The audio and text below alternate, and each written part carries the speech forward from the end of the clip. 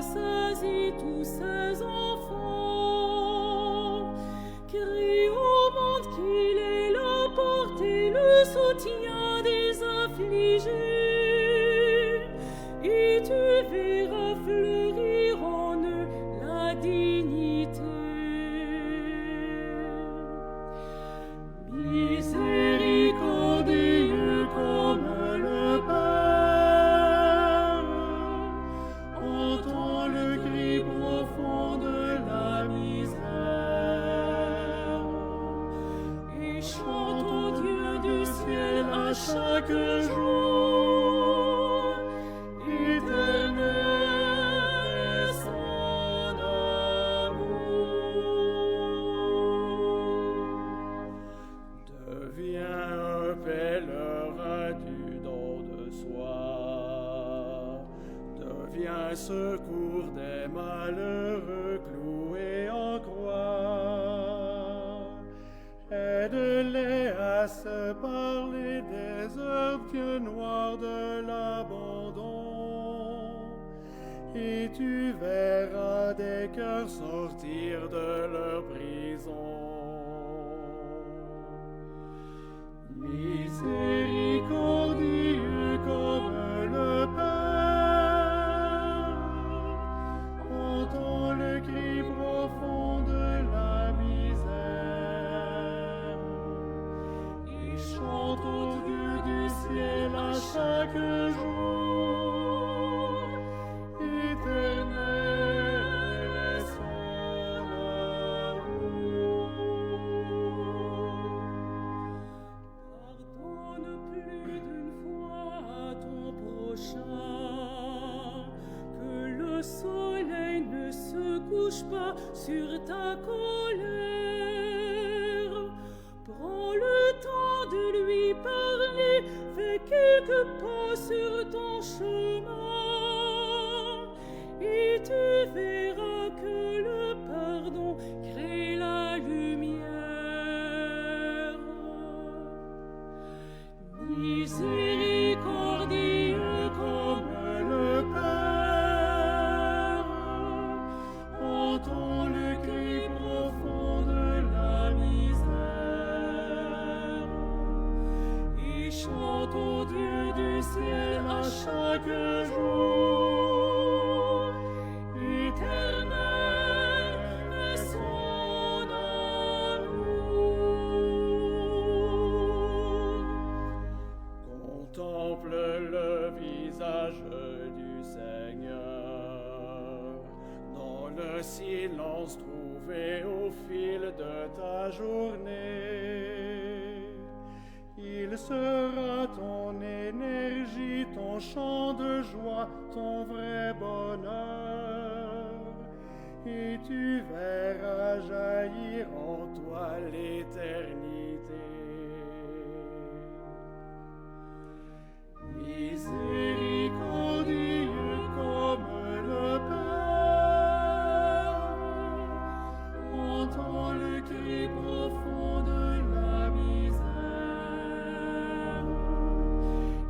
chante au Dieu du ciel à chaque jour.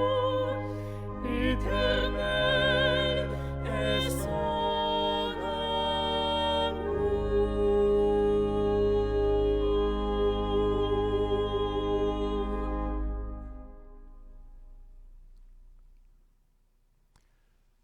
Au nom du Père, et du Fils et du Saint-Esprit, la paix soit avec vous. Soyez les bienvenus, vous tous et toutes qui, ce soir, avez choisi de vous joindre à nous pour ce moment de prière, de réflexion et de rencontre avec le Seigneur. Depuis le début du carême, nous avons été invités à faire notre examen de croissance. Non, je ne me suis pas trompé, je n'ai pas dit examen de conscience, mais bien examen de croissance et à renouer avec la foi de notre baptême, toujours en croissance. Que nous soyons au début ou plus avancés dans notre réflexion, nous avons sûrement réalisé que la foi n'est pas un objet que l'on possède ou que l'on ne possède pas, c'est un don de Dieu. Un don que nous devons accueillir et faire grandir dans la vérité. Dans un monde qui connaît tant de détresse, de souffrance, de division, nous croyons que la réconciliation est possible. Voilà pourquoi ce soir, en ce mercredi saint, nous tournons notre regard, notre cœur vers notre Dieu pour implorer son soutien, sa miséricorde. Par son Fils Jésus, il nous montre le chemin pour l'accueillir. Un chemin qui va du désert à la source, des ténèbres à la lumière, de la mort à la vie. Le confinement que nous vivons nous prive de la possibilité habituelle de se confesser en ce temps de conversion qu'est le carême. Au cours du carême, nous avons l'habitude d'offrir des célébrations communautaires du sacrement de la réconciliation dans nos paroisses. Cette année, comme vous le savez, il n'est pas possible de rassembler les baptisés pour célébrer ce sacrement. Et les confrères prêtres peuvent difficilement se rendre disponibles pour vous accueillir individuellement. Nous devons, vous savez, nous aussi, respecter les directives émises par les autorités pour protéger notre santé et celle des autres. Croyez-moi, cette situation nous bouleverse, mais nous devons la vivre ensemble. Dans son homélie de la messe du vendredi 20 mars à la chapelle Sainte-Marthe à Rome, le pape François lui-même s'est fait l'écho de cette difficulté à pouvoir vivre la confession sacramentelle. Le pape François rappelle en effet, et permettez-moi de le citer, que le carême est toujours centré sur cette conversion du cœur, qui dans l'habitude chrétienne prend forme dans le sacrement de la confession. Il est temps, pas de régler les comptes, je n'aime pas cette expression, mais de laisser Dieu nous blanchir, nous purifier, nous embrasser. Mais que faire lorsque cette bonne habitude chrétienne n'est plus possible? En ce moment, quand on ne peut quitter sa maison pour trouver un prêtre et qu'il ne peut pas non plus venir chez nous, la réponse du pape est claire, évoquant ce que chacun peut lire dans le catéchisme de l'Église catholique. Si tu ne trouves pas un prêtre pour te confesser, parle à Dieu. Il est ton Père. Et dis-lui la vérité. Seigneur, j'ai fait ceci, j'ai fait cela, pardonne-moi. Et demande-lui pardon de tout ton cœur, avec l'acte de contrition, et promets-lui, je me confesserai plus tard, mais pardonne-moi maintenant. Et immédiatement, vous reviendrez à la grâce de Dieu, dit le pape. Vous pourrez vous-même vous approcher, comme le catéchisme nous l'enseigne, le pardon de Dieu sans avoir un prêtre à portée de main. Pensez-y, c'est le moment. Et c'est le bon moment, le moment opportun. Un acte douloureux bien fait, mais qui fera que notre âme deviendra blanche comme neige. Le pape fait ici allusion notamment au numéro 1484 du catéchisme de l'Église catholique.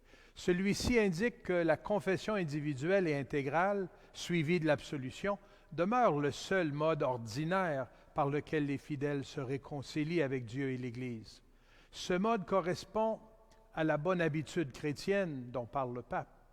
Mais le catéchisme précise, sauf si une impossibilité physique ou morale dispense d'une telle confession. Aux yeux du pape, si aucune rencontre personnelle avec un prêtre n'est possible, les conditions actuelles de confinement dispensent donc du mode ordinaire. Mais on lit aussi dans l'homélie que pour bien vivre cette dispense, il convient de se donner les moyens d'un vrai dialogue avec le Seigneur pour lui demander pardon et nous engager à aller nous confesser plus tard. Voilà, chers amis, ce que je vous invite à vivre ce soir, ce dialogue avec le Seigneur. Il nous parlera, sa parole est toujours une invitation à avancer, à aller plus loin, à descendre dans la profondeur de notre cœur, là où la rencontre avec le Dieu de tendresse et de miséricorde peut se vivre.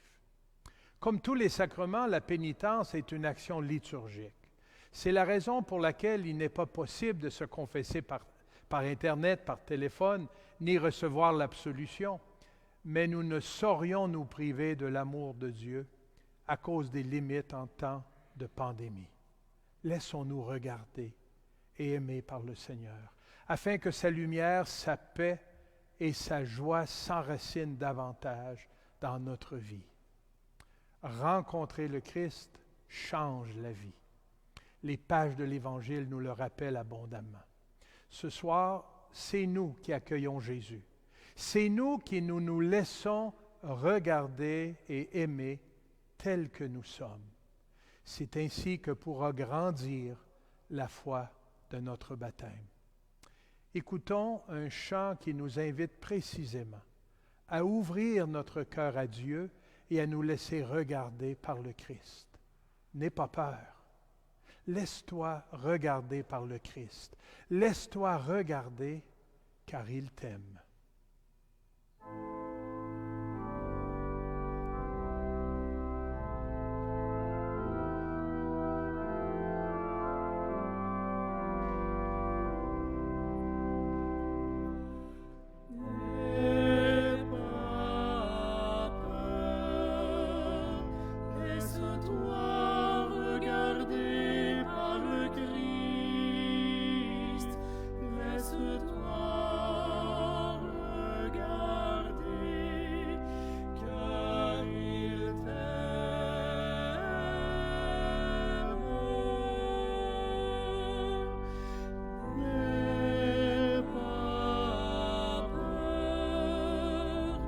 Laisse-toi regarder par le Christ.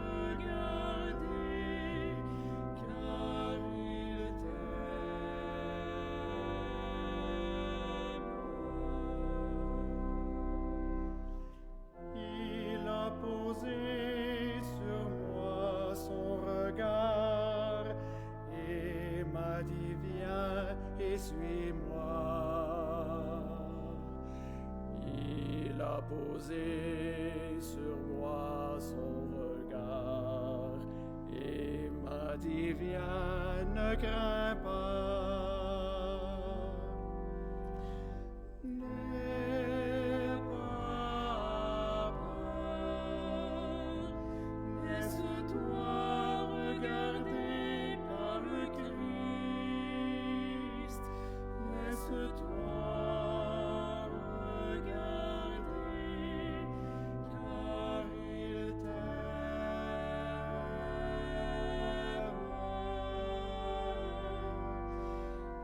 N'aie pas peur, laisse-toi regarder par le Christ, laisse-toi regarder, car il t'aime.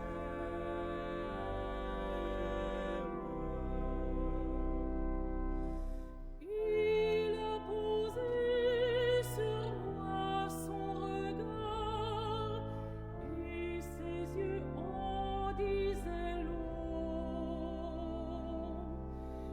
Il a posé sur moi son regard, c'était celui du pardon.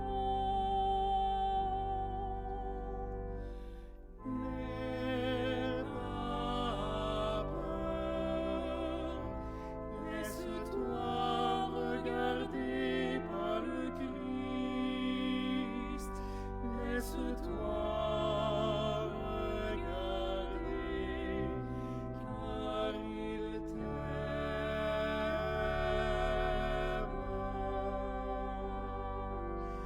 N'aie pas peur, laisse-toi regarder par le Christ, laisse-toi regarder, car il t'aime.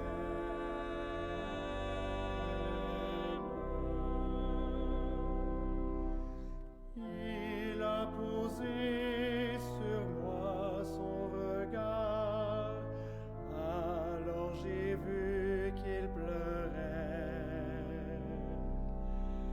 Il a posé sur moi son regard, alors j'ai su qu'il m'aimait.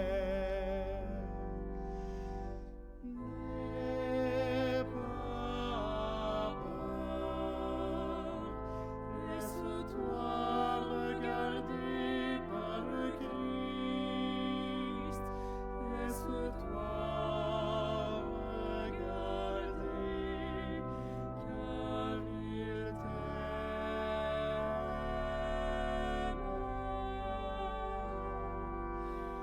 N'aie pas peur, laisse-toi regarder par le Christ, laisse-toi regarder, car il t'aime.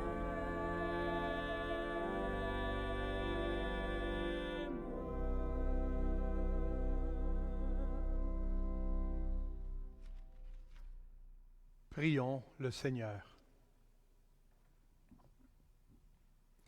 Père très bon, une fois de plus, tu te préoccupes de la croissance et de la vitalité de notre foi. Voilà pourquoi tu nous offres ta parole de miséricorde. Que ta parole nous ramène à la source de notre baptême, qu'elle inonde notre cœur de lumière et de vie. Ainsi, nous pourrons accueillir ton pardon, que tu nous offres avec tant de largesse. Nous te le demandons par Jésus-Christ, ton Fils, notre Seigneur et notre Dieu, qui règne avec toi et le Saint-Esprit maintenant et pour les siècles des siècles. Amen. La parole de Dieu est tout près de nous.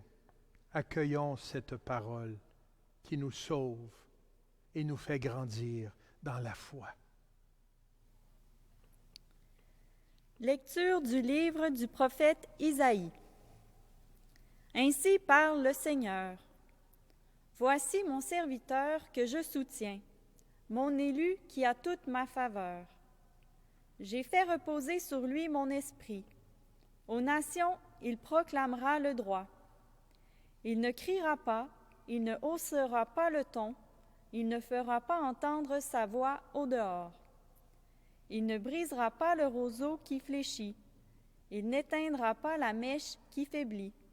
Il proclamera le droit en vérité. Il ne faiblira pas, il ne fléchira pas, jusqu'à ce qu'il établisse le droit sur la terre et que les îles lointaines aspirent à recevoir ses lois. Ainsi parle Dieu le Seigneur, qui crée les cieux et les déploie, qui affermit la terre et ce qu'elle produit. Il donne le souffle au peuple qui l'habite et l'esprit à ceux qui la parcourent. Moi, le Seigneur, je t'ai appelé selon la justice. Je te saisis par la main, je te façonne.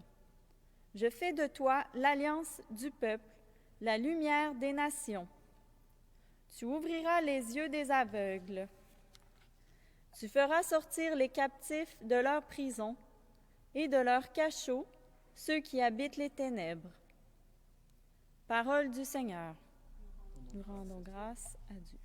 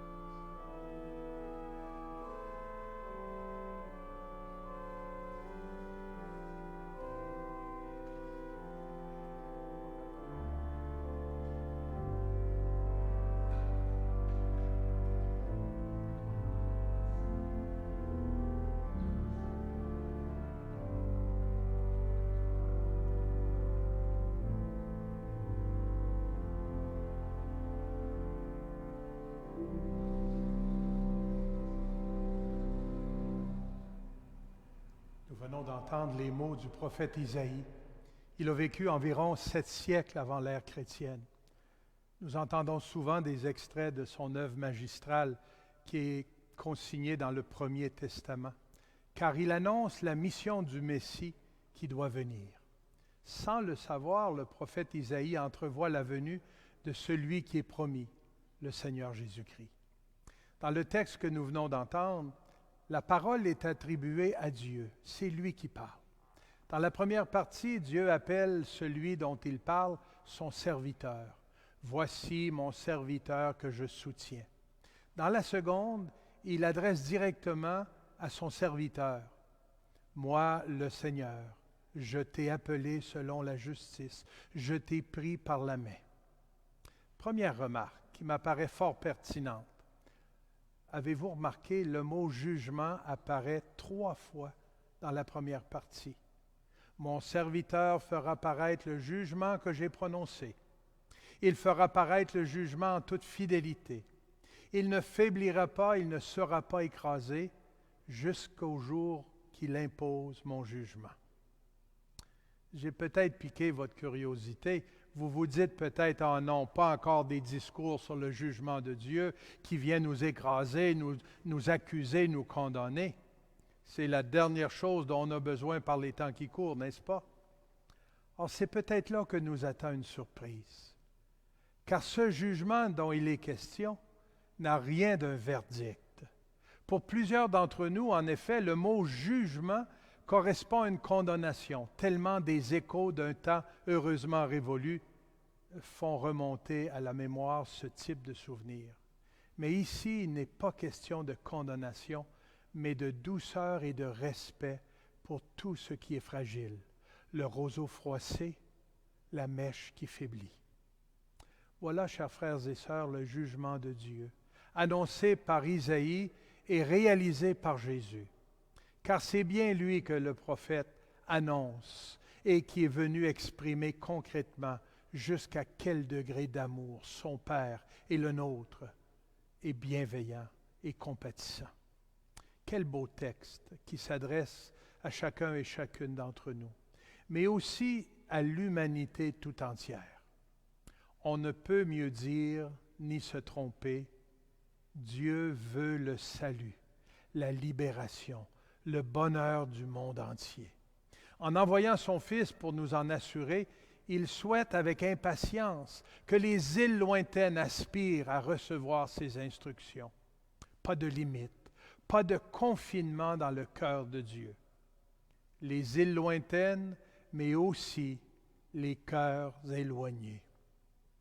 Qu'il est bon d'entendre cela ce soir, au cours de cette célébration pénitentielle, pendant que nous sommes plongés dans une crise qui touche la majeure partie de notre planète. Notre Dieu est là pour nous soutenir, nous libérer, nous relever afin que nous vivions. Ce soir, c'est moi, c'est toi, c'est nous qui avons besoin d'entendre ce qu'Isaïe annonce et que Jésus réalise. Tu ouvriras les yeux des aveugles, tu feras sortir les captifs de leur prison et de leurs cachots ceux qui habitent les ténèbres. Le prophète Isaïe s'adresse à ses contemporains alors qu'ils sont des vaincus, chassés de chez eux, exilés à Babylone. Tout rêve de regagner leur patrie, leurs coutumes, leur culte et leur temple semble anéanti. Le Seigneur, par la voix de son prophète, remonte le moral de son peuple et fait luire une lumière d'espérance. C'est la raison pour laquelle on appelle cette œuvre le livre de la consolation d'Israël. Or, une bonne manière de remonter le moral des gens consistait à leur dire « Tenez bon, vous pouvez compter sur moi, ça va bien aller. » Ça vous dit quelque chose, cette expression? Bien sûr que oui. C'est tellement beau de voir ces jours-ci tous ces arcs-en-ciel affichés dans les fenêtres, sur les portes, en signe d'espérance et d'encouragement. L'arc-en-ciel est un puissant symbole dans la Bible pour rappeler l'alliance entre le ciel et la terre, entre Dieu et l'humanité. Ça va bien aller. J'aime bien cette phrase, mais j'y ajouterai un petit quelque chose. Ça va bien aller, et encore mieux, si nous écoutons la parole de Dieu qui nous parle de paix, de pardon, de solidarité, de partage. Oui, ça va bien aller si nous gardons nos cœurs ouverts et disponibles aux besoins des autres autour de nous et dans le monde, surtout des personnes les plus pauvres, démunies, isolées et abandonnées. Ça va bien aller si nous sommes solidaires, compatissants et bienveillants comme Jésus. S'approcher de Dieu ou le laisser s'approcher de nous, ce n'est pas un geste gênant qui ne vise qu'à nous humilier et nous faire sentir petits. C'est une rencontre avec quelqu'un qui nous connaît, qui nous tend les bras parce qu'il nous aime. Ce quelqu'un nous a aimés le premier et nous en a donné la preuve dès l'instant de notre baptême, en disant « Tu es mon enfant, mon fils, ma fille bien-aimée, je t'aime, et tu peux désormais m'appeler papa, Abba. » Il ne cesse depuis ce moment de le répéter, de nous le montrer par toutes sortes de signes. Il nous incombe seulement de les voir, de les saisir et d'y répondre. C'est pourquoi, malgré nos fragilités, nos doutes et nos égarements, nous pouvons nous tourner vers lui avec confiance. Prenons un moment de silence en écoutant cette belle musique d'orgue pour accueillir cette parole dans la profondeur de notre cœur.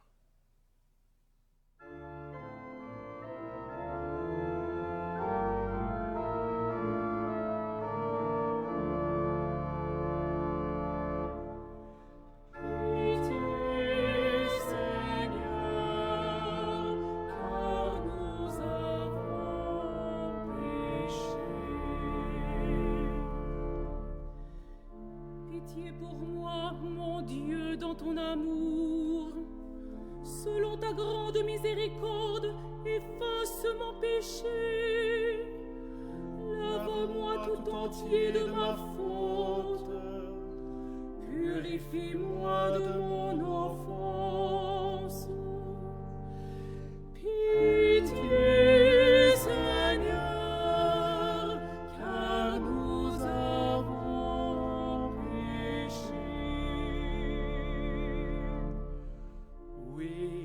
Je connais mon péché, ma faute est toujours devant moi. Contre toi et toi seul j'ai péché. Ce qui est mal à tes yeux, je l'ai fait. Pitié, Seigneur, car nous avons péché. Ainsi tu peux parler et montrer ta justice, être juge et montrer ta victoire. Mais tu veux au fond de moi la vérité. Dans le secret, tu m'apprends la sagesse. Pitié, Seigneur, car nous avons péché. Purifie-moi avec l'hysope, je serai pur. Lave-moi et je serai blanc, plus blanc que la neige. Fais que j'entende les chants et la fête.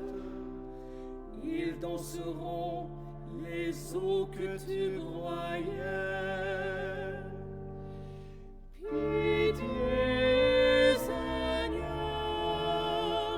car nous avons péché. Détourne ta face de mes fautes, enlève tous mes péchés. Crée en moi un cœur pur, ô mon Dieu. Renouvelle et raffermis au fond de moi mon esprit. Pitié, Seigneur, car nous avons péché. Ne me chasse pas loin de ta face. Ne me reprends pas ton Esprit Saint. Rends-moi la joie d'être sauvé. Que l'Esprit généreux me soutienne. Pitié, Seigneur, car nous avons péché. Aux pécheurs, j'enseignerai tes chemins. Vers toi reviendront les égarés. Libère-moi du sang versé, Dieu, mon Dieu sauveur. Et ma langue acclamera ta justice. Seigneur, ouvre mes lèvres. Et ma bouche annoncera ta louange. Pitié, Seigneur, car nous avons péché.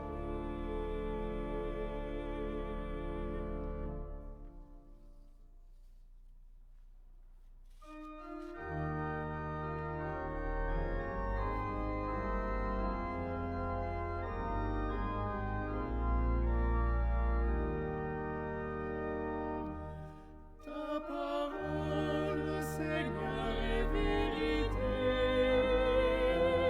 et ta loi délivrance. Je ne désire pas la mort du pécheur, dit le Seigneur. Je veux qu'il renonce à ses chemins et qu'il vive.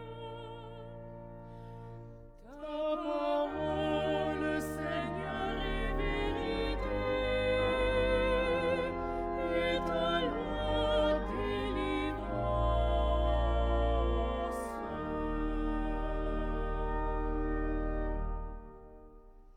Le Seigneur soit avec vous. Et avec votre esprit.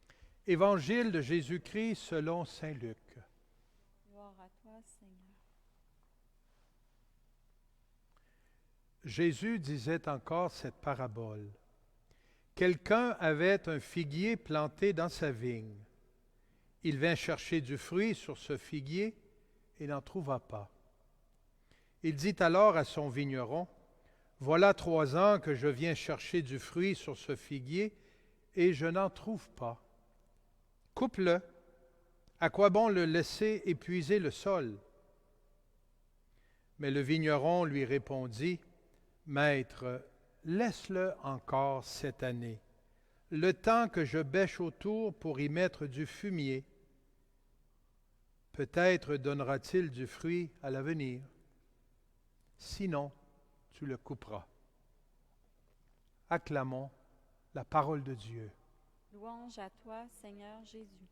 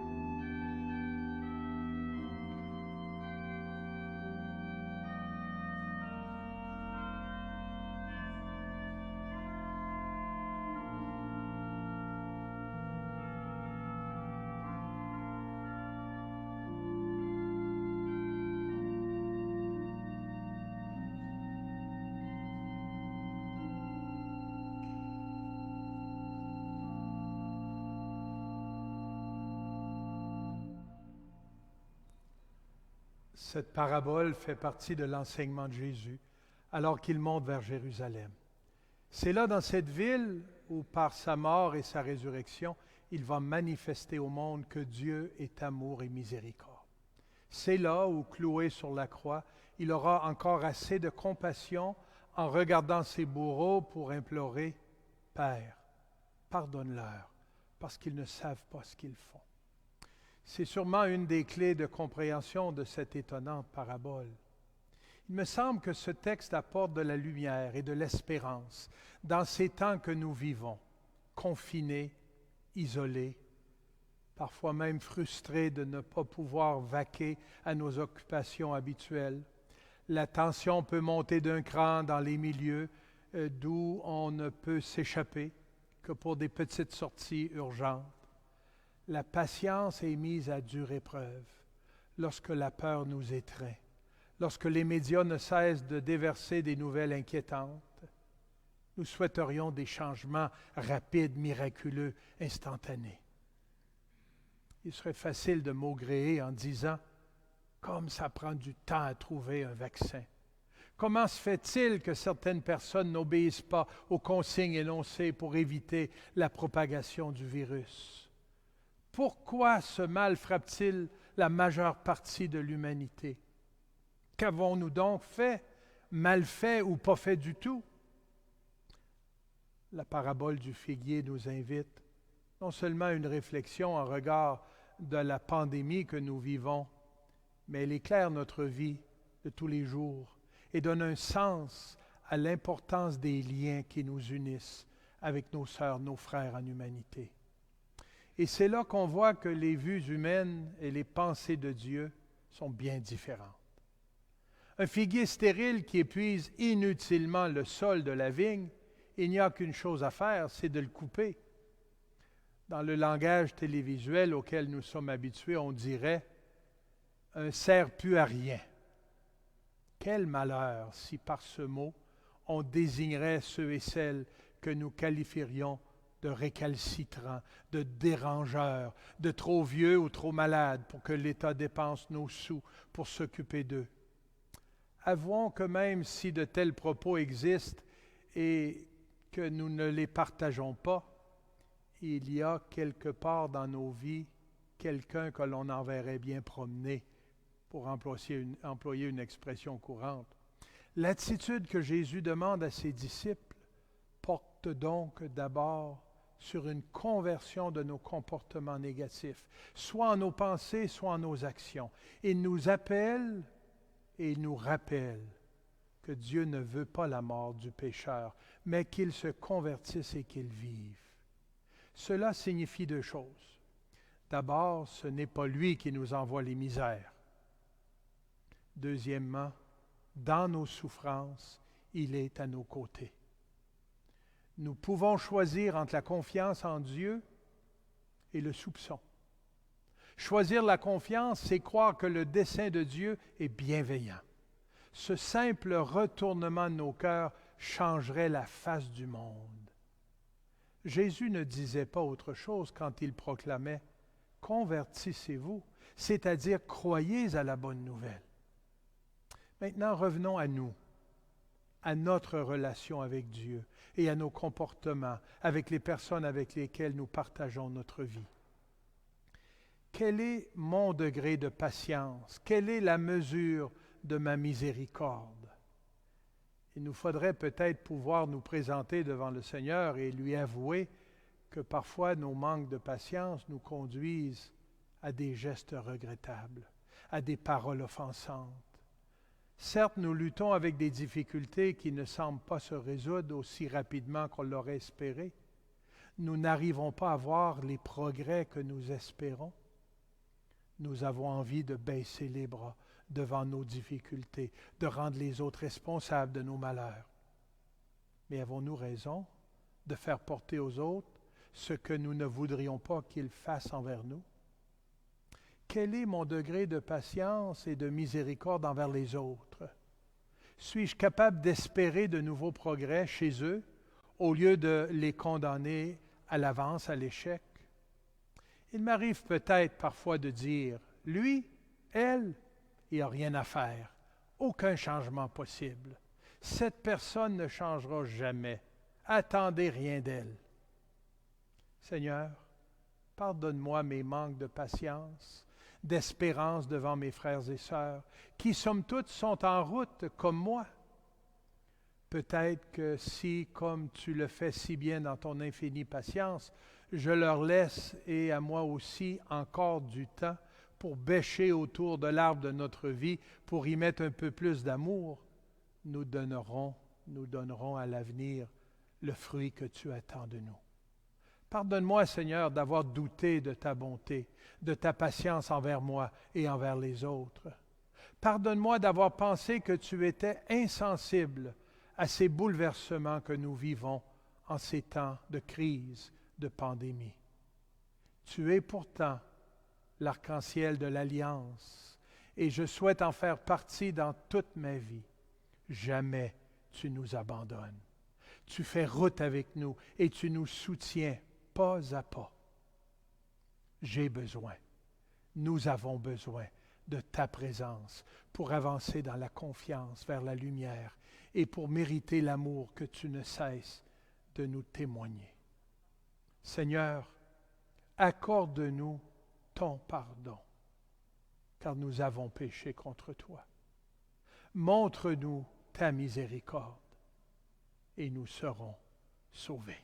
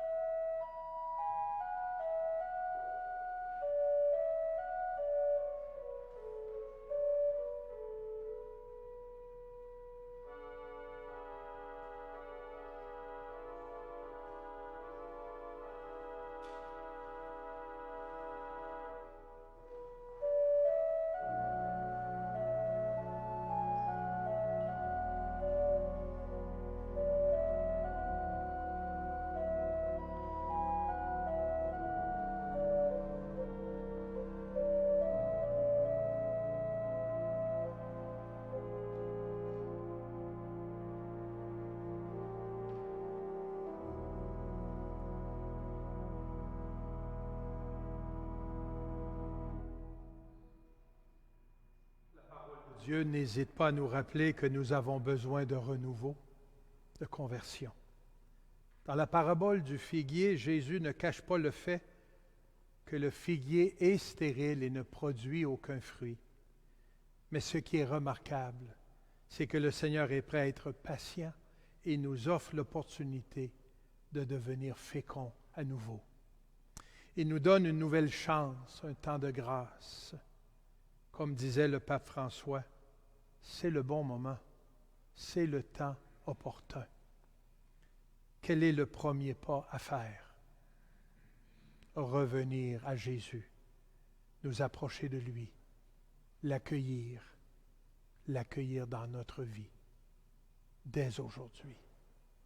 Le chant qui suit nous suggère des mots pour faciliter cette rencontre avec le Sauveur.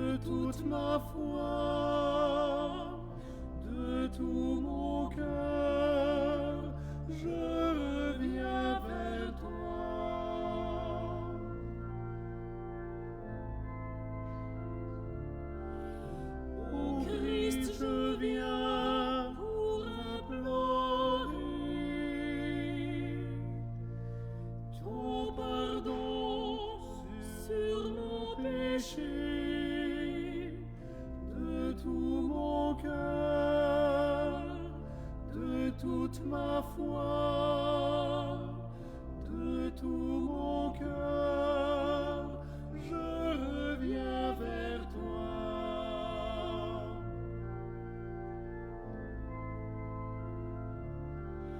Seigneur, je viens pour implorer ton pardon sur mon péché. De tout mon cœur, de toute ma foi, de tout mon cœur, je reviens vers toi.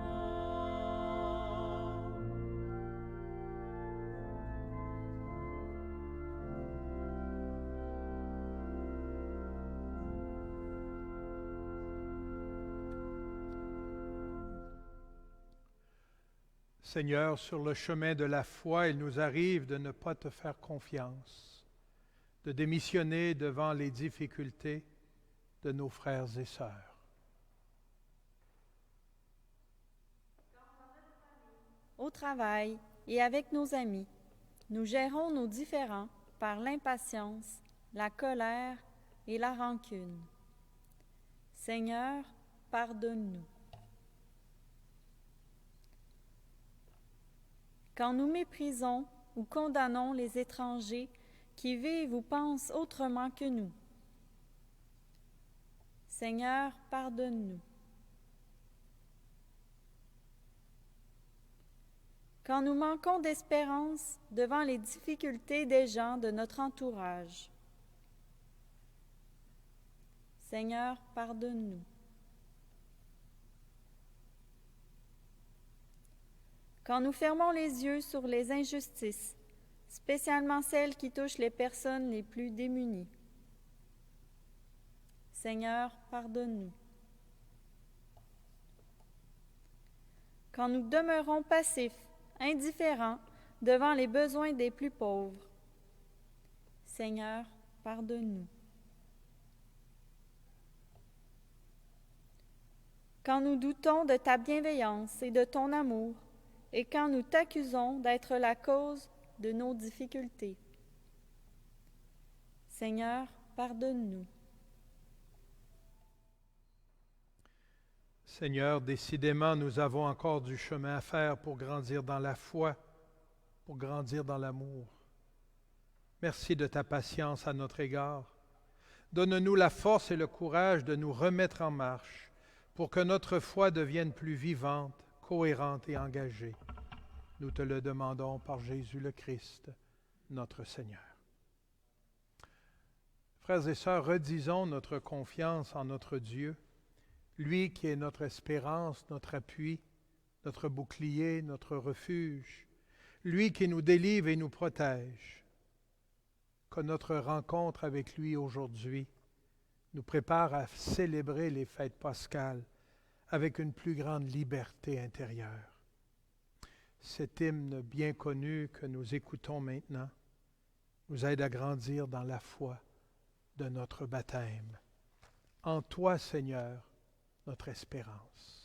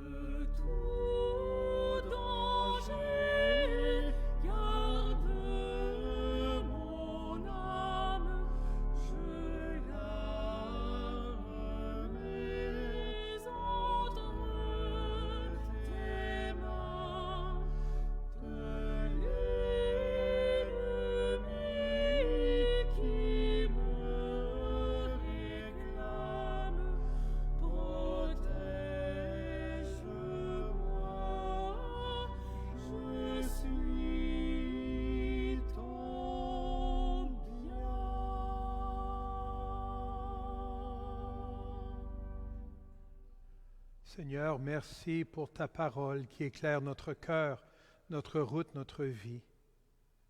Ta bienveillance à notre égard nous comble de joie et nous invite à nous approcher encore davantage de toi. Ce soir, c'est toi qui es venu bêcher autour de nous pour y mettre davantage d'amour et nous inviter à une vie nouvelle, où la liberté et la paix sont possibles.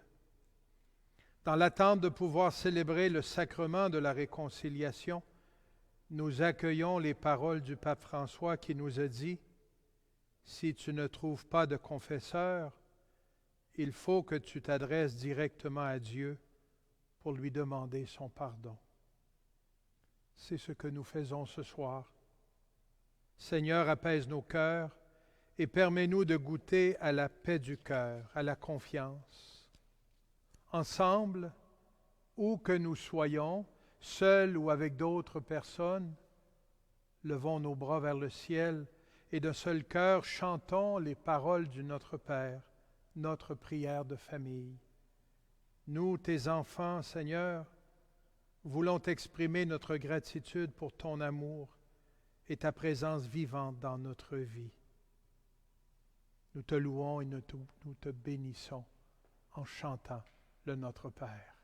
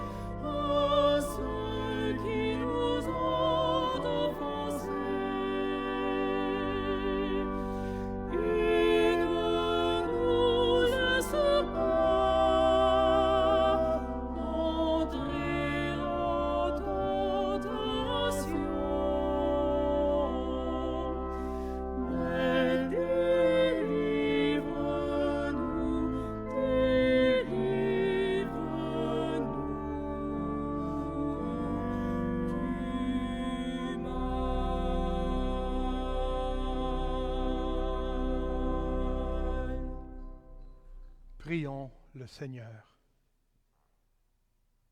Vraiment, il est juste et bon de te remercier, Père très bon, toi qui renouvelles toujours les gestes de ta tendresse et de miséricorde.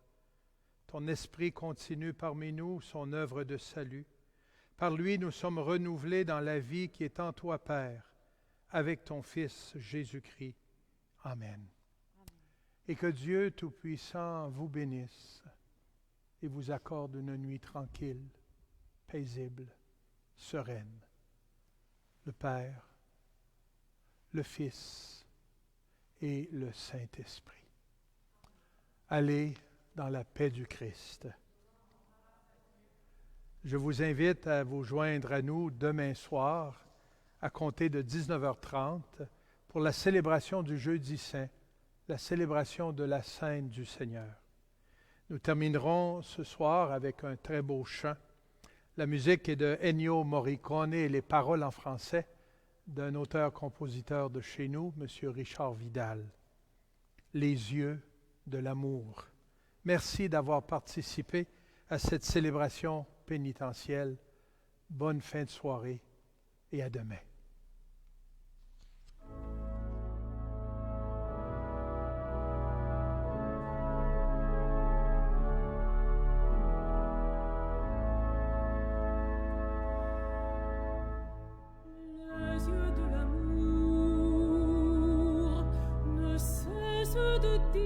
Je t'aime, élève mon âme vers toi, qui m'a donné la vie, et je crie mon désir de rester près de toi, Dieu le Créateur. Du monde qui